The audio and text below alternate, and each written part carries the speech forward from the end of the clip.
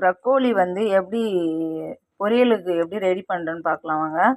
அந்த பொடியை அரிஞ்சு வச்சுருக்கேன். அதை வந்து சுடு தண்ணி சுட வச்சுருக்கேன். அதில் ஒரு 3 நிமிஷம் போட்டு வேக வச்சுக்கலாம். வேக வச்சுட்டு அதுக்கப்புறம் என்ன பண்ணுறேன்றதை பார்க்கலாம். இந்த ப்ரக்கோலி வேக வைக்கிறதுக்கு கூடவே கொஞ்சமாக மஞ்சத்தூளும் உப்பும் போட்டுக்கலாம். கொஞ்சம் உப்பு, ஒரு அரை ஸ்பூன் மஞ்சத்தூள் போட்டு வேக வச்சுக்கலாம். வேக வச்சுட்டு எப்படி பொரியல் பண்ணுறதுன்னு சொல்கிறேன். பாருங்கள் ஃப்ரெண்ட்ஸ், ப்ரக்கோலி வெந்துச்சு. ஆஃப் பண்ணிக்கலாம். ப்ரக்கோலி பொரியல் எப்படி செய்யுதுன்னு பார்த்துக்கலாம் வாங்க. வானல் வச்சிட்டேன்.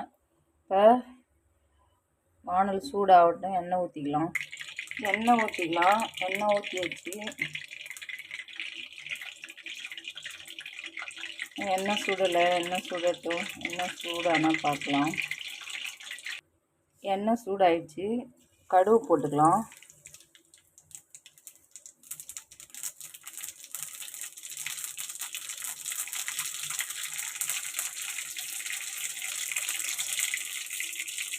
அதுக்குள்ளே பூண்டு போட்டுக்கலாம்.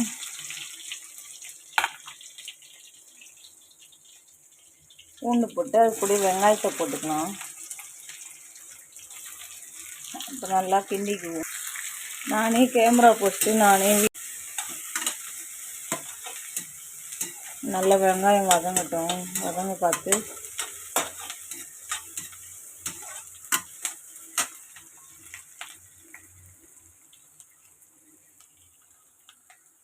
வெங்காயம் வதங்கிடுச்சு. அது கூடவே நான் சின்ன தக்காளி 2 வெட்டி வச்சுருக்கேன். அதையும் போட்டுக்கலாம். போட்டுட்டு நல்லா வெங்காயம் தக்காளி நல்லா வதங்கட்டும். வதங்க பார்த்து பாருங்கள். காலிஃப்ளவர் நல்லா வெந்துச்சு பாருங்கள். நல்லா சூப்பராக வெந்துச்சு. அது கூட போடுறதப்போ பார்க்கலாம் வாங்க.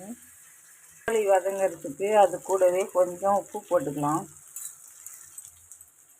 உப்பு போட்டு கிண்டிக்கலாம்.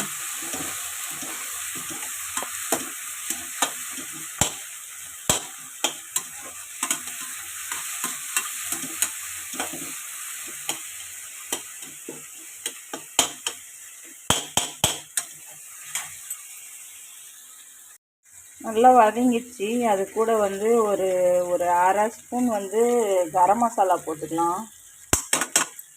அப்புறம் வந்து காரத்துக்கு வந்து கொஞ்சமாக மிளகாத்தூள் போட்டுக்குவோம். இப்போ நல்லா கிண்டிக்குவோம். இந்த பச்சை வாசனை போகிற அளவு கிண்டிட்டு இப்போ அந்த ப்ரக்கோலி எடுத்து கொட்டிடலாம். கொட்டிட்டு கிண்டுவோம்.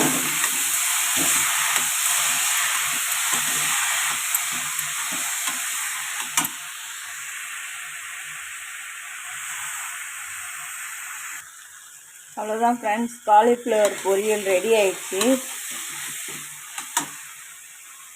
இது கூட வந்து கார குழம்புக்கு, தயிர் சாதத்துக்கெலாம் செம்ம டேஸ்ட்டாக இருக்கும் ஃப்ரெண்ட்ஸ். சாப்பிட்டு பாருங்களேன்.